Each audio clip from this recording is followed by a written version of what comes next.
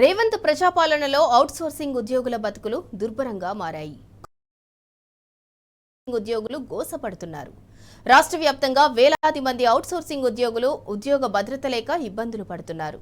గత 6 నెలలుగా జీతాలు అందక పస్తులుండాల్సిన పరిస్థితి దాపురించిందని ఆగ్రహం వ్యక్తం చేస్తున్నారు.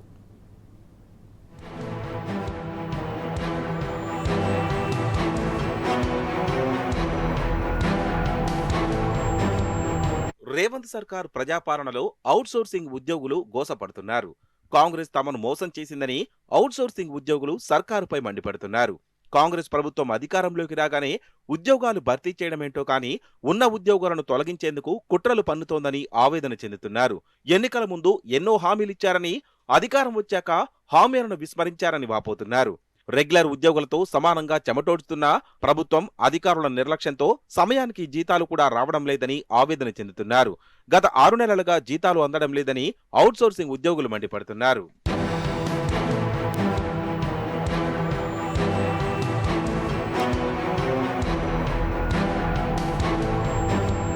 ప్రభుత్వ ఉద్యోగులకు వేతనాలతో పాటు అన్ని వసతులు సమకూరుతున్నాయి. వారితో సమానంగా పనిచేస్తున్న రేవంత్ సర్కార్ సీతకన్ను చూపిస్తుందన్న ఆరోపణలున్నాయి.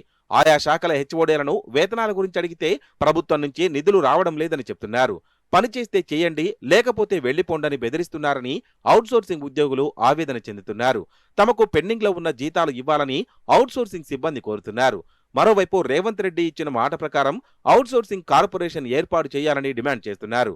మరోవైపు ఔట్సోర్సింగ్ ఉద్యోగులు ప్రభుత్వ వ్యవస్థలో కీలక పాత్ర పోషిస్తున్నా వారి సమస్యలను పరిష్కరించడంలో ప్రభుత్వం మేనమేషాలు లెక్కించడంపై విమర్శలు వ్యక్తమవుతున్నాయి. సార్ ఏం లేదు సార్, మీరు ఎన్నికల్లో మీరు ఏదైతే మాకు హామీ ఇచ్చారో దాన్నే పూర్తి చేయమంటున్నాం, కానీ ఏదో మేము కదా సార్, ఇది ఒక్కటే కదా మీకు చెప్పేది మేము.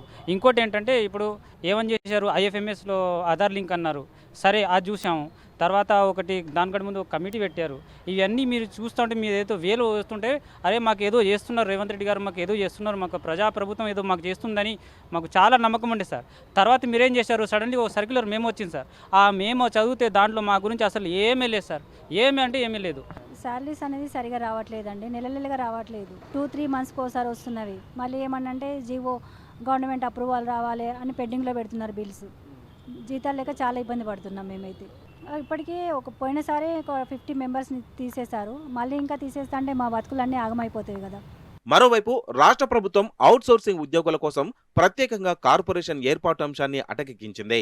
దీంతో ఔట్సోర్సింగ్ ఉద్యోగులకు సకాలంలో జీతాలు చెల్లించడంతో పాటు employees provident fund, employees state ప్రయోజనాలు అందకుండా పోతున్నాయని వాపోతున్నారు. ప్రభుత్వం ఇప్పటికైనా కార్పొరేషన్ ఏర్పాటు దిశగా చర్యలు తీసుకోవాలని ఔట్సోర్సింగ్ ఉద్యోగులు డిమాండ్ చేస్తున్నారు. గత బీఆర్ఎస్ పాలనలో ఔట్సోర్సింగ్ ఉద్యోగులకు టంచన్గా ప్రతి నెల జీతాలు వచ్చేవని గుర్తు చేసుకుంటున్నారు. కాంగ్రెస్ ప్రభుత్వం వచ్చాక తమ పరిస్థితి అధ్వానంగా తయారైందని ఆవేదన వ్యక్తం చేస్తున్నారు. ప్రభుత్వం స్పందించకపోతే రాబోయే రోజుల్లో పెద్ద ఎత్తున ఆందోళనలకు వెనకాడబోమని ఔట్సోర్సింగ్ ఉద్యోగులు ప్రభుత్వాన్ని హెచ్చరిస్తున్నారు. మాకు ఇచ్చినటువంటి మాట ఎలక్షన్స్ ముందు మాకు పర్మనెంట్ చేసి గవర్నమెంట్లో కలుపుకొని కార్పొరేషన్ ద్వారా సమాన పనికి సమాన వేతనం ఇస్తానని చెప్పారు సార్. దయచేసి ఈ యొక్క పద్ధతిని మళ్ళీ ఇప్పుడు రెన్యువల్ అయిపోతుంది.